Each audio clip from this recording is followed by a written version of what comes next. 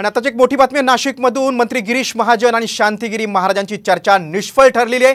उमेदवारी मागे घेण्यावर शांतिगिरी महाराज यांनी नकार दिलेला आहे। उमेदवारी मागे न घेता निवडणूक लढवणार यावर शांतिगिरी महाराज ठाम आहेत। महायुतीकडून तिकीट न मिळाल्यास शांतिगिरी महाराज अपक्ष म्हणून निवडणूक लढवणार आहेत। भाजपकडून उमेदवारी देणे सध्या शक्य नसल्याचं देखील भाजपचे मंत्री गिरीश महाजन यांचं मत आहे। मात्र महायुतीच्या उमेदवाराच्या पाठीशी आपण उभं राहावं अशी महाराजांना गिरीश महाजन यांनी विनंती केली। येत्या 2 दिवसात महायुतीच्या उमेदवाराचा तिढा सुटेल असा दावा देखील गिरीश महाजन यांनी केला आहे।